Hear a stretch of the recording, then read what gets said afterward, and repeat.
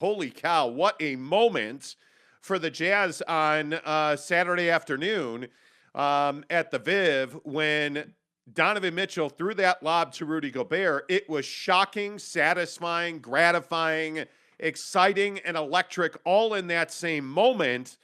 And it seemed like there were a lot of Jazz fans that were surprised that that happened.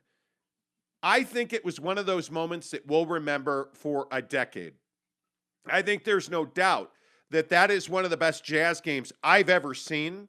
And the way that it ended, the poetic justice of Donovan Mitchell lobbing the ball to Rudy Gobert for the finish to win the game, to me, Jake, that was everything that this Jazz team needed.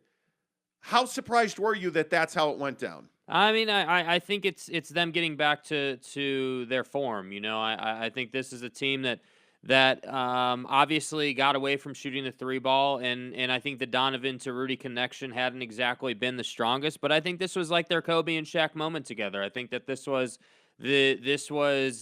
what this reminded me of. You're in a playoff game, you're fighting for your life, you can't go down 3-1 to this Dallas team, especially with Luka being back, and I felt like the Jazz persevered and they had their moment, and I think it was great to see. I think the connection between Don and Rudy needs to continue to improve. They need to continue to work on that and continue to use it, because as we've talked about, last week and for months on this show, Rudy has a use and a purpose, and there are ways that you can use him, and it's very effective, especially against a Mavs team that doesn't have a lot of size. That Donovan to Rudy pass, really, they should be utilizing that a ton over the course of the game, to a point where I would even say they should be abusing it, because I don't think the Mavericks have a way to stop that. And what I particularly liked about that play was that you were in the heat of the moment.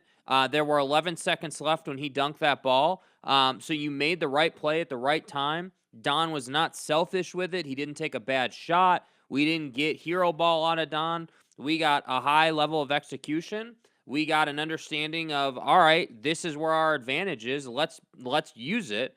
And they made a play, which ultimately led to them winning the game. I will say, I was a little nervous that there were 11 seconds left after they made that play and went ahead, but they won the game, and I think that's ultimately what matters. But I think there's no level, like, you can't measure how good it feels for them to win that game. You can't measure how good the chemistry between those two feels right now after what seems like a marathon of a season of negativity and struggle and all these Knicks rumors with Don and like just all this stuff going on with the team. So I thought it was a huge moment, not only in the series, of course, but for the team and for the organization, because now it's a best of three. You're gonna have to win.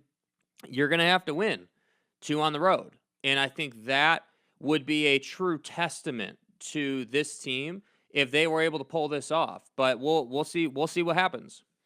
I tend to more believe, and I guess this is just my opinion, I don't know, but I do tend to more believe that the lob heard round the world did little to change the fortunes of this Utah Jazz team. And I know that's crazy, but hear me out on that. That was one play in a game where we saw a lot of really questionable decisions.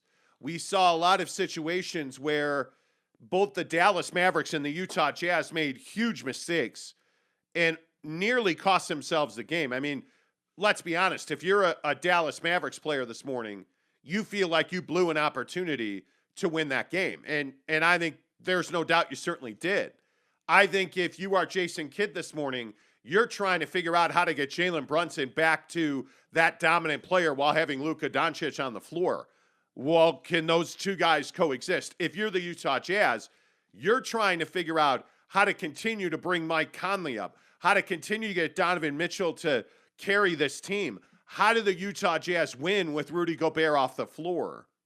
Those are all questions, Jake, I think are being asked. And by the way, I think those are all questions that have to be asked. And I think the Rudy Gobert question is significant because I think they're better without Rudy, even with the lob. And I know it's crazy talk. I think the Utah Jazz are better playing small ball without Rudy on the floor. Yeah, I mean, I think there's two sides to that. Obviously you're going to sacrifice rim protection, but I also think with that sacrifice on defense, you're trading that for better perimeter defense. So in this series, I would take that because obviously Dallas is a smaller team. They don't have huge 7-footers or anything. So I think from that end of the floor, it makes sense. But the one thing again that I think that moment really showed us is that they have something there, which is to say you can use that play more than just at the end of a game, and I think there were so many times where, and this isn't a criticism of Don, I just think that it's kind of how the season is played out, where Don has the ball in certain situations and he could have fed it to Rudy for an easy finish. And that's what I've said before. Like, I'm not saying that Don should give it up every single time. Certainly not. But what I am saying is when you're in the postseason and you can get a guy a look in the restricted area who's 7 feet tall, I don't know about you, but that seems like a pretty high percentage look. Like that's just simple basketball X's and O's. So to me, I think we'll see a lot more of that. And furthermore, I would say I think if you're Quinn Snyder and you're figuring out a game plan for this next game, what better way to get this defense moving for Dallas than to use Don in certain situations as a decoy? Like, use him in the pick and roll, but then Don's got to be willing to give that up when the situation dictates it. And he's also got to be willing to be aggressive when the situation dictates it. And that's ultimately what I think you want as a basketball team. Your best player in positions to make decisions for your team. Yeah, I just don't think it changed that much. I really don't. I think obviously they won the game because of it. That was the penultimate moment for the Jazz in that game. But somehow, someway, I don't think this turns us into, oh, Don and Rudy, did you guys see them skipping through the puddles after the rainstorm together holding hands? Oh, man, they were out picking flowers together and enjoying a meal. I don't think that's what this lob heard round. Never. Yeah. I don't think that's what happened. Mm-hmm. I think they pass and play well together at times. I think when they're trailing, this play doesn't happen. I think when they're down 10, this play doesn't happen.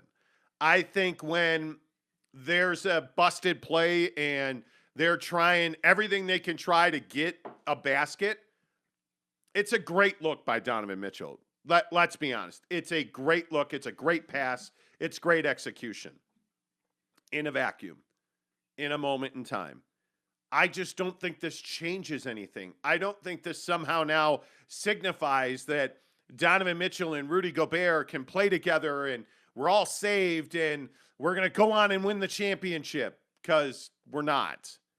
And I'm not trying to be, Danny Dickhead downer douche guy. Mm-hmm. Well, that's just rolled. But Yeah, my point is, and I'm sure some will say that you're just a hater. And Right. But I'm telling you, look at this realistically. Take your emotional fan hat off. What did this really change?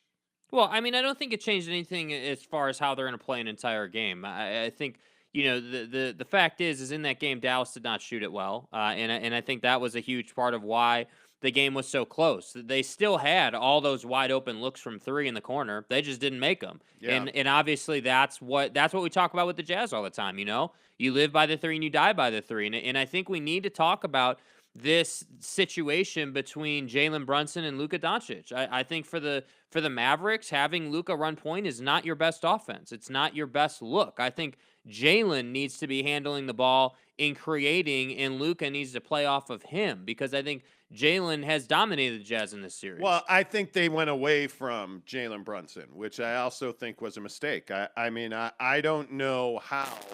Hello? Hello. Hello. Hey, hello. Hello. Hello.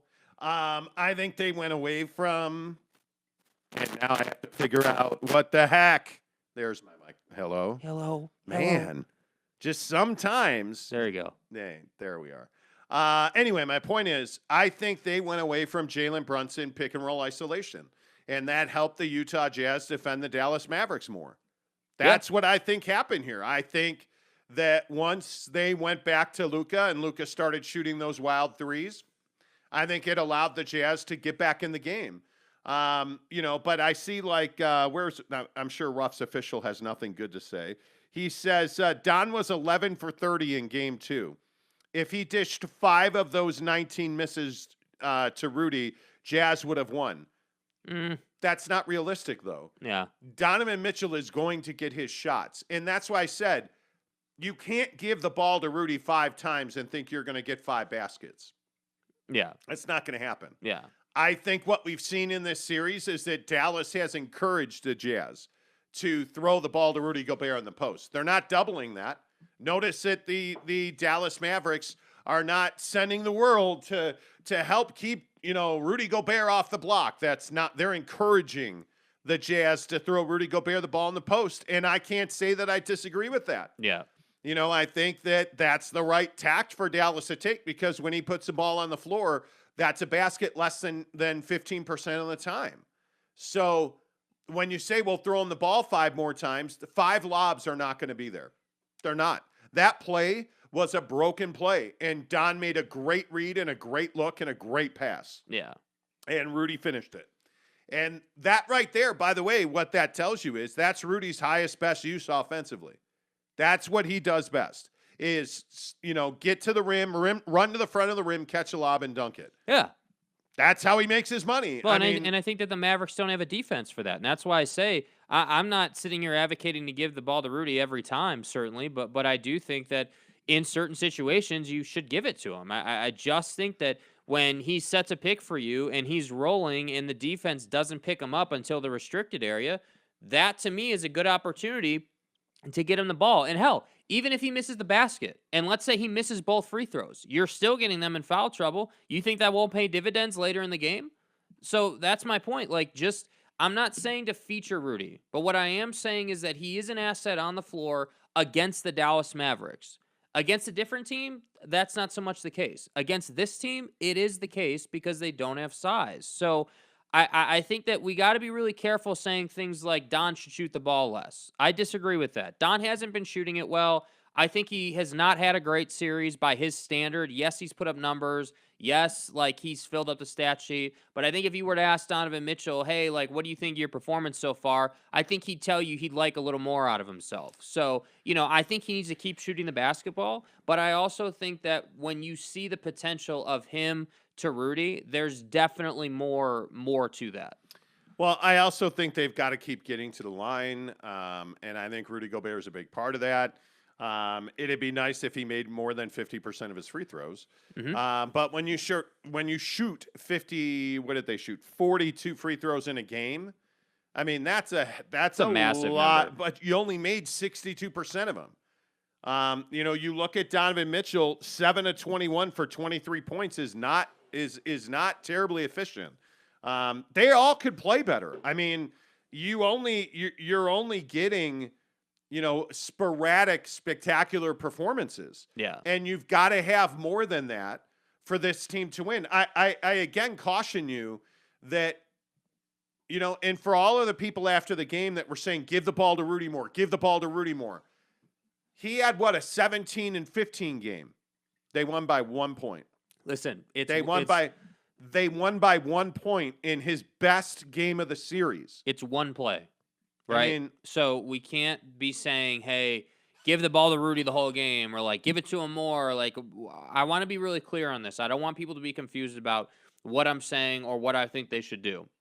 What I'm saying is, in certain situations, it's probably, ballparking it, you're probably 8 to 9 times a game where you'll see this in an entire NBA, 48-minute game where Rudy Gobert is open under the basket for a high percentage look. That's when you should give it to him. You should not give it to him when he's on the block. You should not give it to him when he's at the elbow. You should not give it to him in any situation where he's got to put the ball on the floor. But what I'm telling you is when he sets that pick, then he rolls to the basket, give it to him, and get Dallas in foul trouble. That's what I'm telling you to do. Yeah, and I think the best place to give Rudy Gobert the basketball, without question, is high pick and roll. Yeah. I think that when you hand him the ball at the top of the key, allow him to give it back to one of the guards, and then rim run right to the front of the rim, and offensive rebounding. He had 10 offensive boards the other night. That's where his highest best use is. So when you start calling for Rudy to get the ball 5 more times, you're crazy. I'll take Donovan Mitchell shooting every one of those times.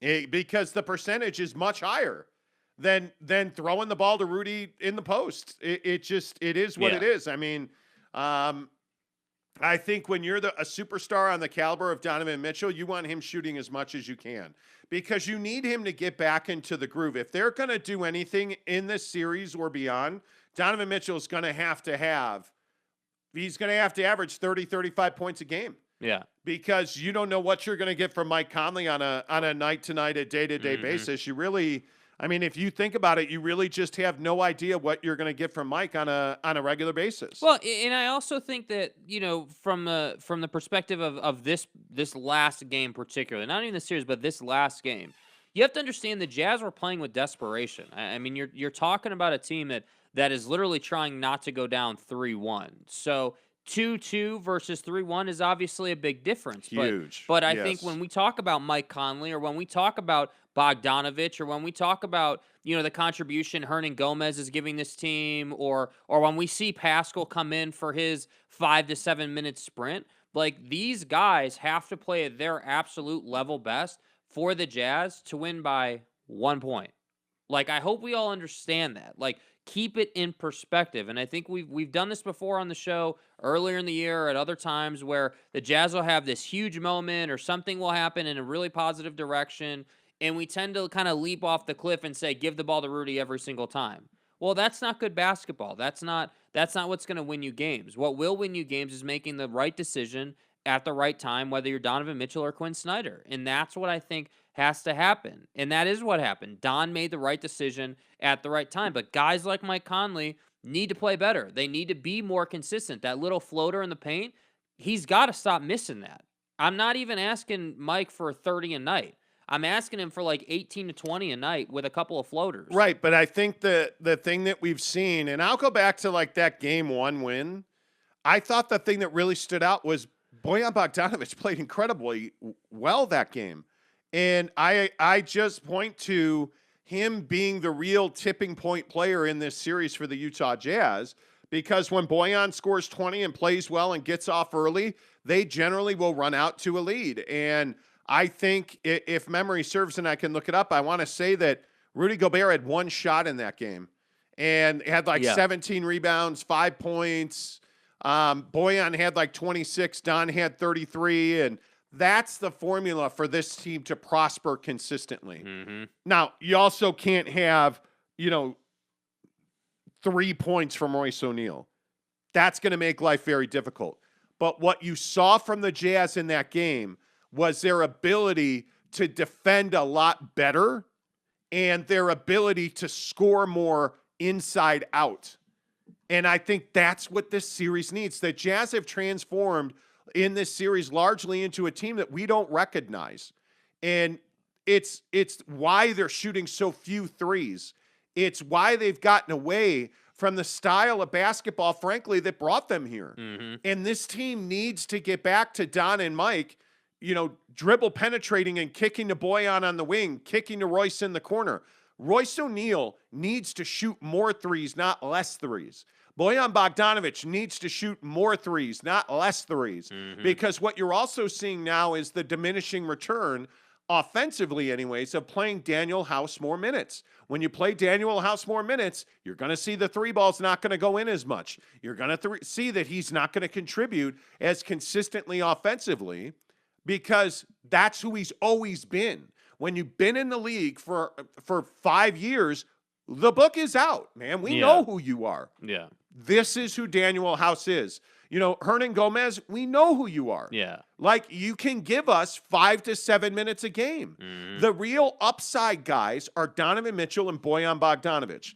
And getting Eric Pascal more minutes is never a bad thing. He brought such good energy the last couple of ball games. Get him more minutes. Let him don't count on him for offense, but count on him to commit harder fouls. Count on him to get that clutch rebound. Count on him to make an occasional 3 out of the corner. Let him come in and bully Luka a little bit. Let him come in and cause problems. That's ultimately what Pascal's really good at. Just coming in And whether it is rebounding or great defense, like he just comes in and causes chaos with his defense and with his willingness to be in the trenches. And I think, the Jazz could use more of that, but they don't have more of that on the roster. Pascal is that guy. So I would hope to see more of that. But what I can tell you is in this next game, the Mavericks are going to shoot it better, and you need to be prepared for that. They are going to make more of those threes from the corner. They're going to make that broken play 3-ball that Reggie Bullock couldn't make this past game. And that's why I think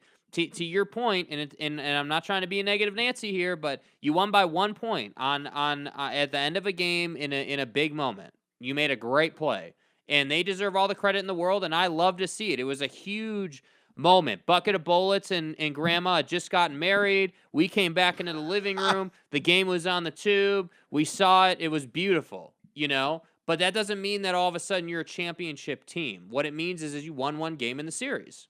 Yeah, and I think it'll be interesting to see how this Dallas Mavericks team adjusts to what the Jazz did.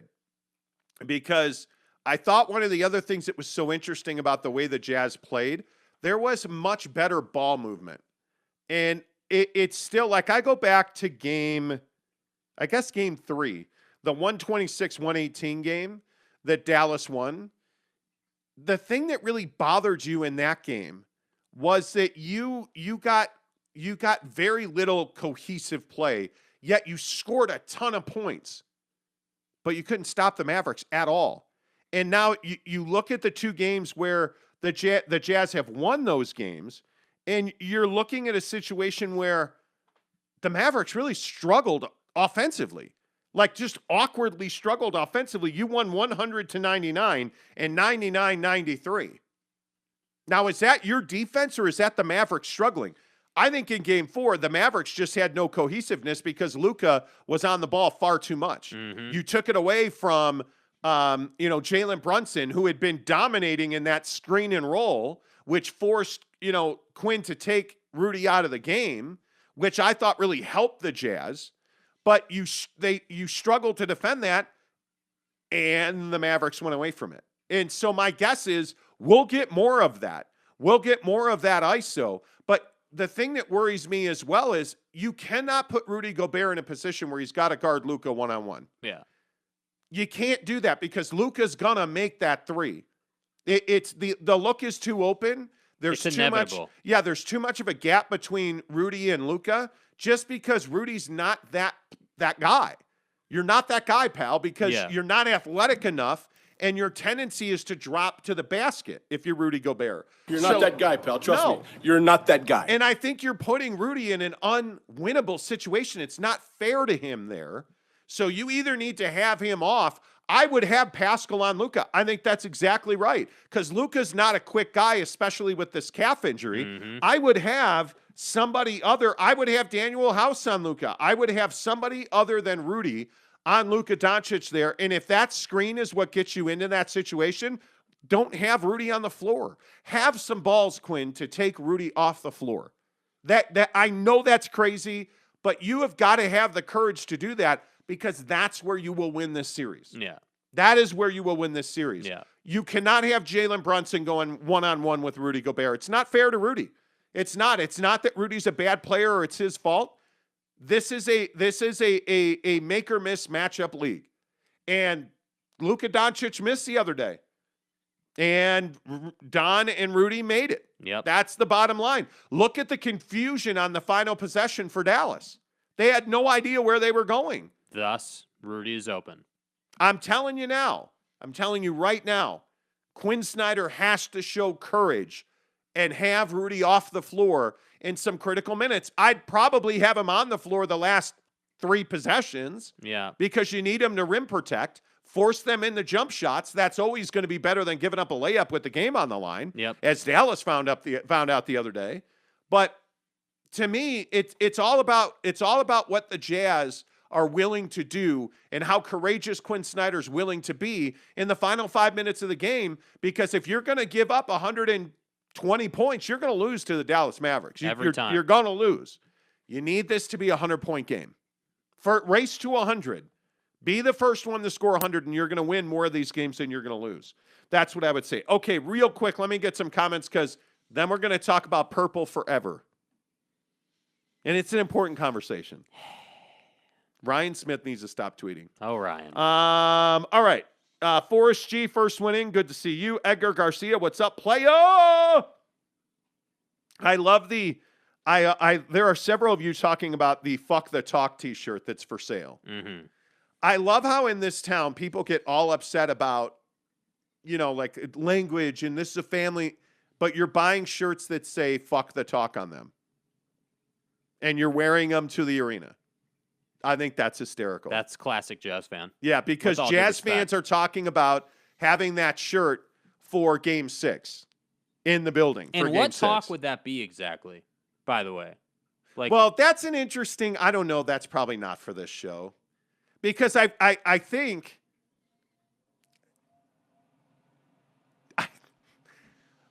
there's this victim mentality that still is a little it's too called prevalent. The little brother mentality. And what if you didn't know what that is? Rudy essentially got on the post game interview and said "fuck the talk," and he got fined for it, like 25 or 1,000 or whatever it was. And now, like all the Jazz fan sites are making T-shirts about it, and there's a movement to make sure that everybody wears that shirt to the game for Game 6.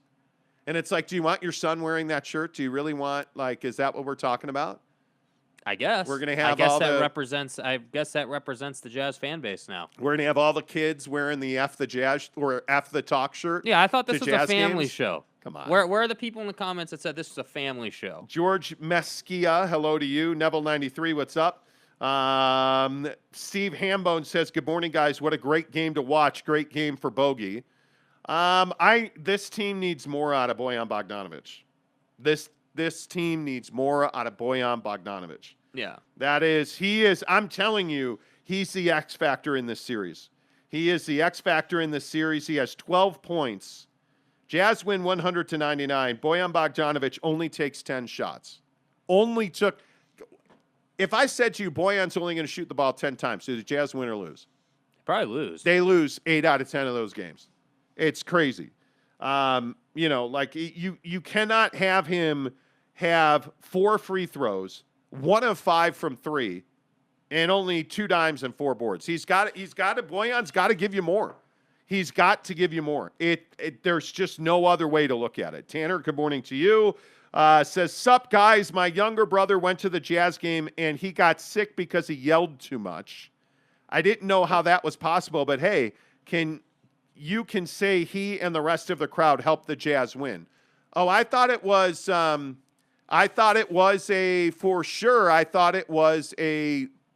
of the best Jazz games of the year. Without a doubt. I think the Jazz are in a fine position here. I think this series was always going to be a longer, drawn-out series. However, I think that the Jazz they're not in a bad spot. Yes, it was one of the best games of the year, but I think this is what we do in the Jazz fan base. Oh, they lost, the world's ending, burn the whole thing to the ground. Yes. Oh, they won a game, well, now we're going to win rings. It's not either of those. It's just, hey, you made a play in the moment to win the game. And I think you should enjoy that. We literally were screaming when that play happened. It was an amazing turn of events. And I'm not kidding or exaggerating when I say it did remind me a lot of the Kobe and Shaq moment. Just the symbolism in it, the little guy to the big guy, it was a great thing. The only problem, and I've seen this comparison a lot. Now, I should tell you, I was on the floor for that Kobe to Shaq lob. Mm-hmm. I worked for the Lakers at that point, and I want to get a date on that because holy cow, that was a long time ago. The problem with that comparison is that it was in the Western Conference Finals. It clinched the win in that series for them. And that team was a dynasty team. This Don to Rudy lob. It is a big play for a lot of reasons. It's not on par with Kobe to Shaq. It's not. on par. Do you think it is? I mean, I think those are all valid points, and yeah, the Jazz didn't clinch the Western Conference Finals or anything like that, but I just feel like with the narratives that have gone around this team and some of the things that have played out between Rudy and Don, it was a big moment for those reasons. And I think that when we measure, hey, how much did it mean to Kobe and Shaq to have that play and to clinch the Western Conference Finals and to go to the finals, that obviously meant a ton to those guys, of course. I mean, that set their I mean, that was 2000, I think it was, that against, remember they had been down huge in that game to Portland. They come all the way back. I mean, like, it was just a penultimate moment in the history of the LA Lakers. And that's why I say, like, I think for them that is a huge, like, that's a big moment not only for them but in basketball history. This was not a big moment in basketball history for the Jazz, but I think it meant equally as much to them as that meant to those guys. And I understand this is just the first round, and from a basketball perspective, it's not even close. I agree with that. But I'm just talking about from a chemistry, teammate relations, team feel. I thought that was a really impactful thing. Yeah, I think if you compartmentalize it like that, I don't think there's any doubt that this was a significant moment. Like, I don't think there was any doubt that the irony of Don to Rudy when we've heard all of the rumors, and absolutely the gravity of the moment, though, should really not be compared to Kobe to Shaq. I just think that's very, very lofty. Edgar Garcia said, "Do you think that was Don's goodbye gift to Rudy?" Stop. Oh, easy. George Mashikia says, "I've seen defense in the second quarter. I was happy. The team knows how to play defense. It was perfect."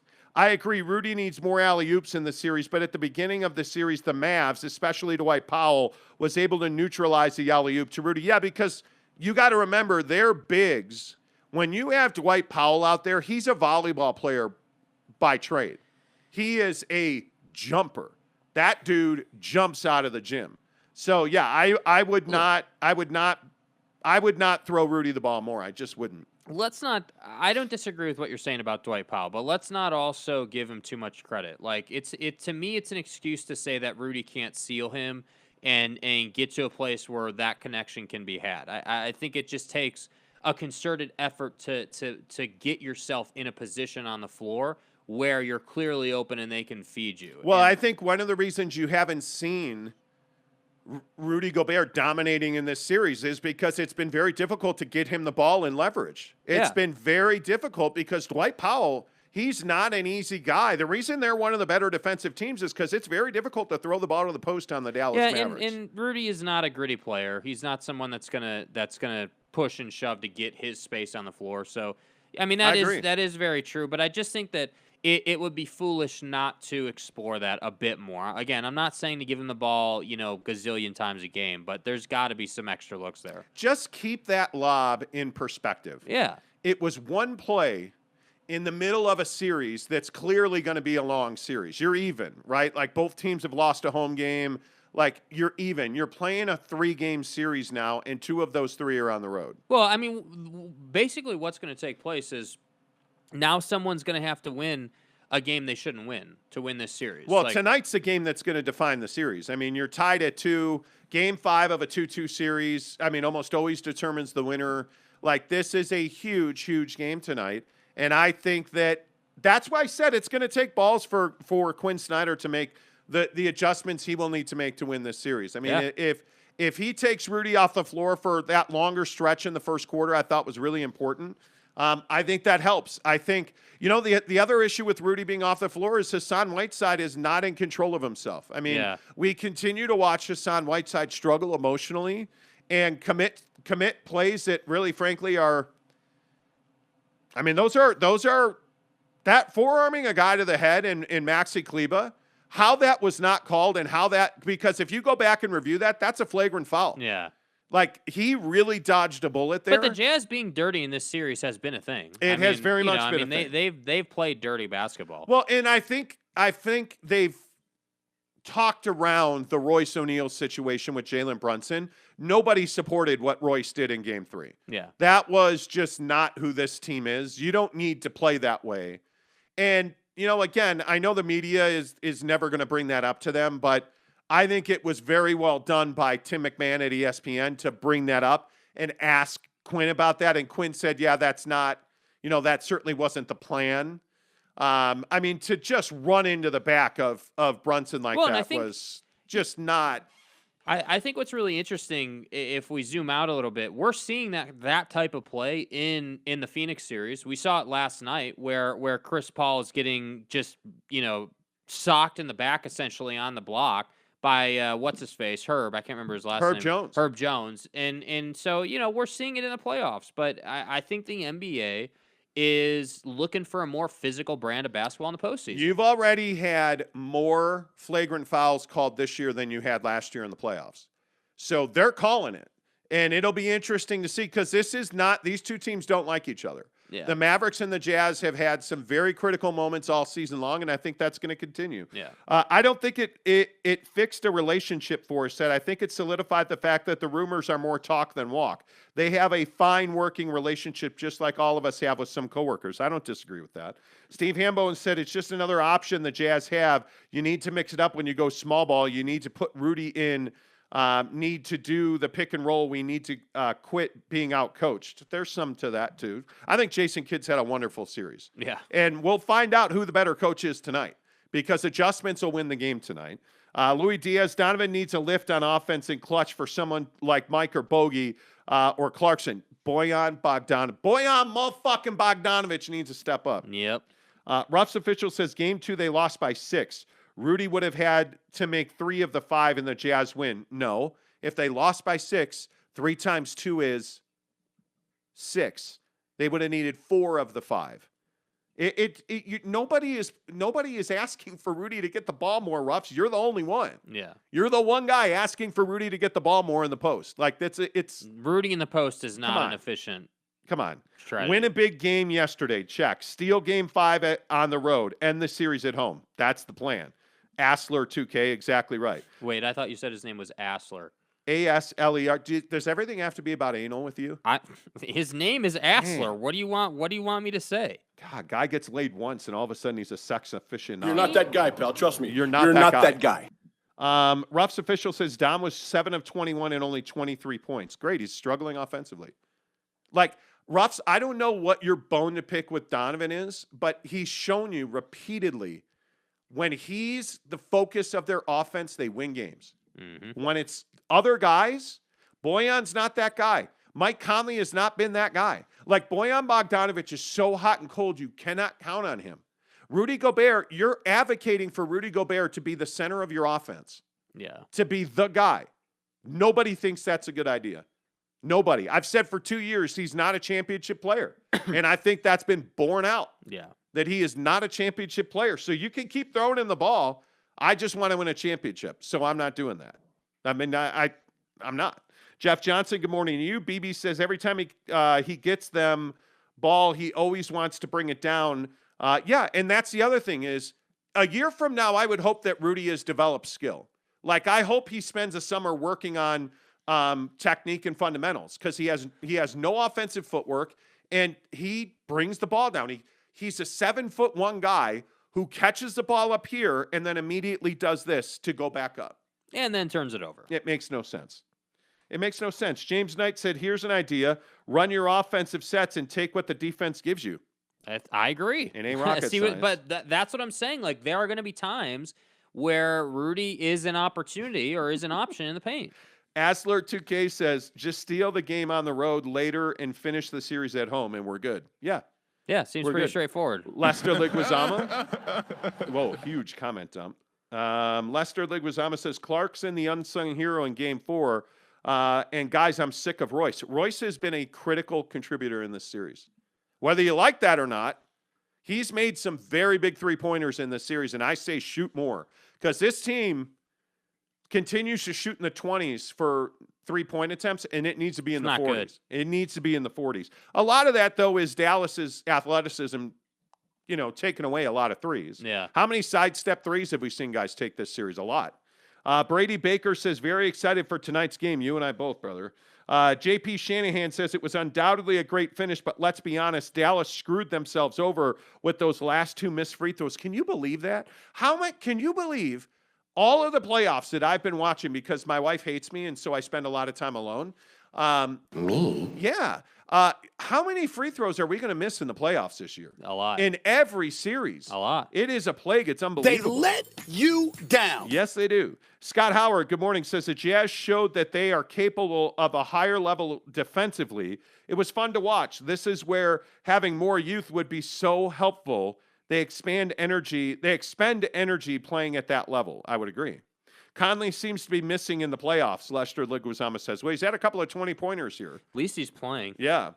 They'll have to keep playing defense to have a chance to pull this series off. Totally agree. The Jazz Huddle says Conley has been god-awful, Lester. He has not been good. But he's not been – the issue continues to be, and I don't understand it myself because the looks are wide open, Mike Conley's shooting 30-something, low 30% in the paint. Yeah. How do you explain He just that? point blank missing them. I mean, And- there's no And he's shooting explanation. threes well. Like he is shooting threes well. Conley, the other day I think he had he had one of his worst games the other day. He had like 4 points, 1 of 6 from 3, but he'd had that 20-point game where he knocked down a bunch of threes, and Again, inconsistent though. he's like everybody else. He's Yeah. inconsistent. Jordan Clarkson scores 10,000 points one game and then scores 3 the next game. Like I'm telling you, I don't, not to be redundant. The guy's Bojan Bogdanović. I mean, he's got to give you 25, 30 points a game. He and Don are your absolute must-haves.